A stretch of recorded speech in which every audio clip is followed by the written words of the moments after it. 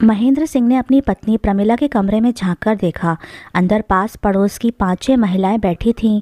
वे न केवल प्रमिला का हालचाल पूछने आई थीं, बल्कि उससे इसलिए भी बतिया रही थी कि उसकी दिलजोई होती रहे। जब से प्रमिला फालिस की शिकार हुई थी, मोहल्ले के जान पहचान वालों ने अपना यह रोज़ का क्रम बना लिया था कि 2-4 की टोलियों में सुबह से शाम तक उसका मन बहलाने के लिए उसके पास मौजूद रहते थे। पुरुष नीचे बैठक में महेंद्र सिंह के पास बैठ जाते थे और औरतें ऊपर प्रमिला के कमरे में फर्श पर बिछी दरी पर विराजमान रहती थीं। वे लोग प्रमिला एवं महेंद्र की प्रत्येक छोटे बड़ी ज़रूरतों का ध्यान रखते थे। महेंद्र को पिछले 3-4 महीनों के दौरान उसे कुछ कहना या मांगना नहीं पड़ा था। आसपास मौजूद लोग मुँह से निकलने से पहले ही उसकी ज़रूरत का एहसास कर लेते थे और तुरंत इस तरह उसकी पूर्ति करते थे मानो वे उसके घर के ही लोग हों। उस समय भी 2 औरतें प्रमिला की सेवा टहल में लगी थीं। एक स्टोव पर पानी गर्म कर रही थी ताकि उसे रबड़ की थैली में भरकर प्रमिला के सुन्न अंगों का सेक किया जा सके। दूसरी औरत प्रमिला के सुन्न हुए अंगों की मालिश कर रही थी ताकि पुट्ठों की अकड़न व पीड़ा कम हो। कमरे में झांकने से पहले महेंद्र सिंह ने सुना था कि प्रमिला वहां बैठी महिलाओं से कह रही है, तुम देखना, मेरा गौरव मेरी बीमारी का पत्र मिलते ही दौड़ा दौड़ा चला आएगा। लाठी मारे से पानी जुदा थोड़ी होता है। माँ का दर्द उसे नहीं आएगा तो किसको आएगा। मेरी यह दशा देखकर वह मुझे पीठ पर उठाए उठाए फिरेगा, तुरंत मुझे दिल्ली ले जाएगा और बड़े से बड़े डॉक्टर से मेरा इलाज कराएगा। महेंद्र के कमरे में घुसते ही वहां मौन छा गया था। कोई महिला दबी जबान से बोली थी, चलो खिसको यहाँ से निठल्लियों, मुंशी जी चाची से कुछ ज़रूरी बातें करने आए हैं। देखते देखते वहां बैठी स्त्रियां उठकर कमरे के दूसरे दरवाजे से निकल गईं। महेंद्र ऐनक ठीक करता हुआ प्रमिला के पलंग के समीप पहुंचा। उसने बिस्तर पर लेटी हुई प्रमिला को ध्यान से देखा। शरीर के पूरे बाएं भाग पर पक्षाघात का असर हुआ था। मुंह पर भी हल्का सा टेढ़ापन आ गया था और बोलने में जीभ लड़खड़ाने लगी थी। महेंद्र प्रमिला से आंखें चार होते ही जबरदस्ती मुस्कुराया था और पूछा था, नए इंजेक्शनों से कोई फ़र्क पड़ा है? हाँ जी, दर्द बहुत कम हो गया है, प्रमिला ने लड़खड़ाती आवाज़ में जवाब दिया था और बाएं हाथ को थोड़ा उठाकर बताया था, यह देखो, अब तो मैं हाथ को थोड़ा हरकत दे सकती हूँ। पहले तो दर्द के मारे जोर ही नहीं दे पाती थी। और टांग, यह तो बिल्कुल पथरा गई है। जाने कब तक मैं यूं ही अपंगों की तरह पलंग पर पड़ी रहूंगी। बीमारी आती हाथी की चाल से है और जाती चींटी की चाल से है। देखो, 3 महीने के इलाज से कितना मामूली अंतर आया है, लेकिन अब मैं तुम्हारा और इलाज नहीं करा सकता। सारा पैसा ख़त्म हो चुका है, तमाम जेवर भी ठिकाने लग गए हैं। बस 50 रुपये और तुम्हारे 6 तोले के कंगन और चूड़ियाँ बची हैं। हाँ, प्रमिला ने लंबी सांस ली। तुम तो पहले ही बहुत सारा रुपया गौरव और उसके बच्चों के लिए या घर बनाने में लगा चुके थे, पर वे नहीं आए। अब मेरी बीमारी की सुनकर तो आएंगे, फिर मेरा गौरव रुपयों का ढेर। नहीं, मैं और इंतज़ार नहीं कर सकता। महेंद्र बाहर जाते हुए बोला, तुम इंतज़ार कर लो अपने बेटे का। मैं डॉक्टर बिहारी के पास जा रहा हूँ कंपाउंडर की नौकरी के लिए। तुम करोगे वही जो तुम्हारे मन में होगा, प्रमिला चिढ़कर बोली। आने दो गौरव को, 1 मिनट में छुड़वा देगा वो तुम्हारी नौकरी। आने तो दें। महेंद्र बाहर निकलकर ज़ोर से बोला, लो, सलमा बाजी और उनकी बहुएं आ गई हैं तुम्हारी सेवा को। हाँ हाँ, तुम जाओ, मेरी सेवा करने वाले बहुत हैं यहाँ। पूरा मोहल्ला क्या, पूरा कस्बा मेरा परिवार है। अच्छी थी तो मैं इन सब के घरों पर जाकर सिलाई कढ़ाई सिखाती थी। कितना आनंद आता था दूसरों की सेवा में। ऐसा सुख तो अपनी संतान की सेवा में भी नहीं मिलता था। हाँ प्रमिला भाभी, सलमा ने अपनी दोनों बहुओं के साथ कमरे में आकर आदाब किया और प्रमिला की बात के जवाब में बोली, तुमसे ज़्यादा मुंशी जी को मज़ा आता था दूसरों की खिदमत में। अपनी दवाओं की दुकान लुटा दी दीन दुखियों की सेवा में। डॉक्टरों का धंधा चौपट कर रखा था इन्होंने। कहते थे गौरव हज़ारों रुपये महीना कमाता है, अब मुझे दुकान की क्या ज़रूरत है, बस गरीबों की खिदमत के लिए ही खोल रखी है, वरना घर बैठकर आराम करने के दिन है। ठीक कहती हो बाजी, प्रमिला का कलेजा फटने लगा। क्या दिन थे वो भी, कैसा सुखी परिवार था हमारा। कभी महेंद्र और प्रमिला का परिवार बहुत सुखी था। दुख तो जैसे उन लोगों ने देखा ही नहीं था। जहां आज शानदार गौरव निवास खड़ा है, वहां कभी 2 कमरों का कच्चा पक्का घर था। महेंद्र का परिवार छोटा सा था, पति पत्नी और एक इकलौता बेटा गौरव। महेंद्र की स्टेशन रोड पर दवाओं की दुकान थी जिससे अच्छी आय थी। उसी आय से इन्होंने गौरव को उच्च शिक्षा दीक्षा दिलाकर इस योग्य बनाया था कि आज वह दिल्ली में मुख्य इंजीनियर है। अशोक विहार में उसकी लाखों की कोठी है। वह देश का हॉकी का जाना माना खिलाड़ी भी तो था। बड़े बड़े लोगों तक उसकी पहुंच थी और आए दिन देश के विख्यात पत्र पत्रिकाओं में उसके चर्चे होते रहते थे। गौरव ने दिल्ली में नौकरी मिलने के साथ ही अपनी एक प्रशंसक शीला से शादी कर ली थी। महेंद्र व प्रमिला ने सहर्ष खुद दिल्ली जाकर अपने हाथों से यह कार्य संपन्न किया था। शीला न केवल बहुत सुंदर थी बल्कि बहुत धनवान एवं कुलीन घराने से थी। बस यहीं वे चूक गए। चूंकि शादी गौरव और शीला की सहमति से हुई थी, इसलिए वे महेंद्र और प्रमिला को अपनी हर बात से अलग रखने लगे थे। यहाँ तक कि शीला शादी के बाद सिर्फ एक बार अपनी ससुराल नसीराबाद आई थी।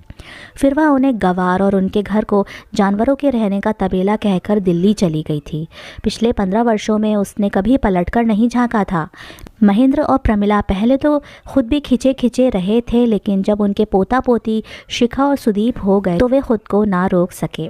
किसी न किसी बहाने वे बहू बेटे के पास दिल्ली पहुंच जाते। गौरव और शीला उनका स्वागत करते, उन्हें पूरा मान सम्मान देते, लेकिन 2-4 दिन बाद वे अपने बड़कपन के अधिकारों का प्रयोग शुरू कर देते। उनके निजी जीवन में हस्तक्षेप करना शुरू कर देते। वे उन्हें अपने फैसले मानने और उनकी इच्छा अनुसार चलने पर विवश करते। यही बात बिगड़ जाती।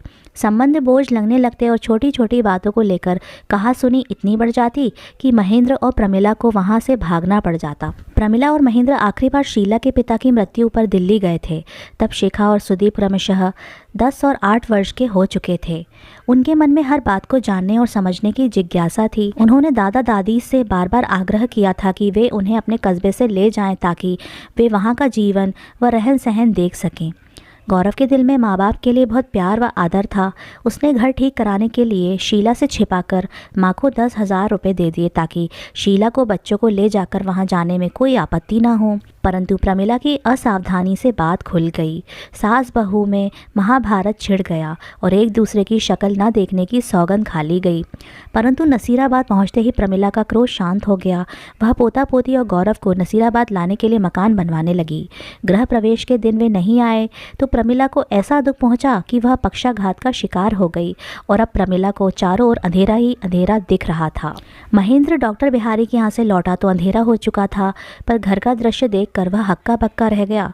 प्रमिला का कमरा आस पड़ोस के लोगों से भरा हुआ था। प्रमिला अपने पलंग पर लेटी नोटों की गड्डियां उठा उठा कर एक अजनबी आदमी पर फेंकती हुई चीख रही थी, ले जाओ इनको मेरे पास से और उससे कहना ना मुझे इनकी ज़रूरत है ना उसकी। आदमी नोट उठाकर बौखलाया हुआ बाहर आ गया था।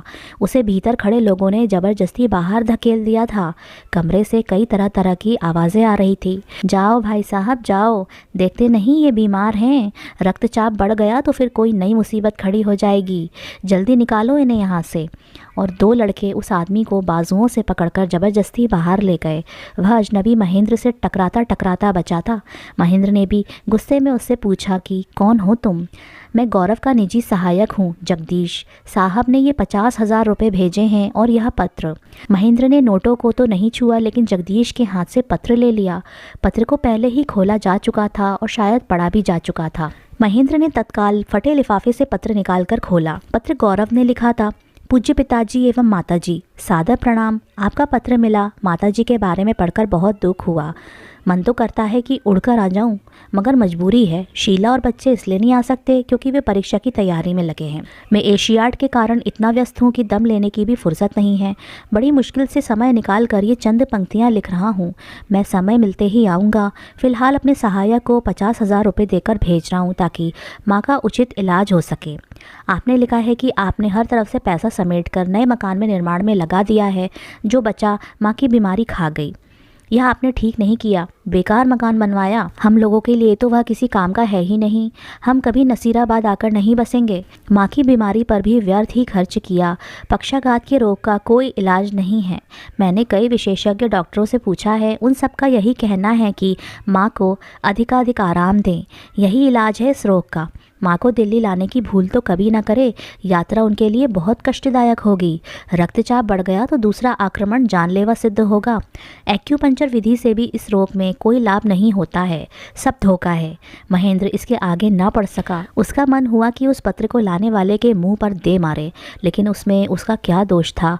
उसने बड़ी कठिनाई से अपने आप को संभाला और जगदीश को पत्र लौटाते हुए कहा, आप उसे जाकर वही कहिए जो उसे जन्म देने वाली ने कहा है। मेरी तरफ से इतना और जोड़ दीजिए कि हम तो उसके लिए मरे हुए ही थे, आज से वह भी हमारे लिए मर गया। काश वह पैदा होते ही मर जाता। जगदीश सिर झुकाकर चला गया। महेंद्र प्रमिला के कमरे में घुसा। उसने देखा कि वहाँ सब लोग मुस्कुरा रहे थे। प्रमिला की आंखें भीग रही थीं, लेकिन उसके होंठ बहुत दिनों के बाद हंसना चाह रहे थे। महेंद्र ने प्रमिला के पास जाते हुए कहा, तुमने बिल्कुल ठीक किया पम्मी। तभी बिजली चली गई। कमरे में अंधेरा छा गया। प्रमिला ने देखा कि अंधेरे में खड़े लोगों की परछाइयाँ उसके समीप आती जा रही हैं। कोई चिल्लाया, अरे कोई मोमबत्ती जलाओ। नहीं, कमरे में अंधेरा रहने दो। प्रमिला तत्काल चीख उठी, यह अंधेरा मुझे अच्छा लग रहा है। कहते हैं कि अंधेरे में साया भी साथ छोड़ देता है, मगर मेरे चारों तरफ फैले अंधेरे में तो साए ही साए हैं। मैं हाथ बढ़ाकर इन सायों का सहारा ले सकती हूँ। प्रमिला ने पास खड़े लोगों को छूना शुरू किया। अब मुझे अंधेरे से डर नहीं लगता। अंधेरे में भी कुछ साए हैं जो धोखा नहीं है। ये साए नहीं हैं बल्कि मेरे अपने हैं, मेरे असली संबंधी, मेरा सहारा। यह तुम हो ना जी? हाँ पम्मी, यह मैं हूँ। महेंद्र ने भर्राई आवाज़ में कहा, तुम्हारे अंधेरों का भी साथी तुम्हारा साया। तुम नौकरी करना डॉक्टर बिहारी की, रोगियों की सेवा करना। अपनी संतान से भी ज़्यादा सुख मिलता है परोपकार में। मुझे संभालने वाले यहाँ मेरे अपने बहुत हैं।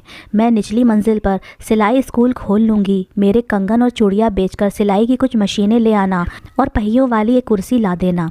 पम्मी, हाँ जी, मेरा एक हाथ तो चलता है, ऊपर की मंजिल किराए पर उठा देना। वह पैसा भी मैं अपने इन परिवार वालों की भलाई पर खर्च करना चाहती हूँ। हमारे मरने के बाद हमारा जो भी कुछ है इन्हें ही तो मिलेगा। एकाएक बिजली आ गई। कमरे में उजाला फैल गया। सबके साथ महेंद्र ने देखा था कि प्रमिला अपने एक हाथ पर जोर लगाकर उठ बैठी थी। इससे पहले वह सहारा देने पर ही बैठ पाती थी। महेंद्र ने खुशी से छलकती आवाज़ में कहा, पम्मी, तुम तो बिना सहारे के उठ बैठी हो। हाँ, इंसान को झूठे सहारे ही बेसहारा लगते हैं। मैं इस आशा में पड़ी रही कि कोई आएगा, मुझे अपनी पीठ पर उठाकर ले जाएगा और दुनिया के बड़े से बड़े डॉक्टर से मेरा इलाज कराएगा। मेरा यह झूठा सहारा ख़त्म हो चुका है। मुझे सच्चा सहारा मिल चुका है, अपनी हिम्मत का सहारा। फिर मुझे किस बात की कमी है? मेरा इतना बड़ा परिवार जो खड़ा है यहाँ, जो ज़रा से पुकारने पर दौड़कर मेरे चारों ओर इकट्ठा हो जाता है। यह सुनकर महेंद्र की छल छलाई आँखें बरस पड़ीं। उसे रोता देखकर वहाँ खड़े लोगों की आँखें भी गीली होने लगीं। महेंद्र आंसुओं को पोंछते हुए सोच रहे थे, ये कैसे दुख हैं जो बूंद बनकर मन की सीप में टपकते हैं और प्यार व त्याग की गर्मी पाकर खुशी के मोती बन जाते हैं। तो दोस्तों, कैसी लगी आपको हमारी ये कहानी? हम आपके लिए ऐसी कहानियाँ लाते हैं जिससे आपको प्रेरणा मिलती है और ज़िंदगी जीने की सोच भी। और यदि आपको हमारी कहानियाँ पसंद हैं तो हमारे चैनल को सब्सक्राइब और शेयर कीजिए ताकि हमारा मनोबल बना रहे और हम आपका मनोरंजन करते रहें।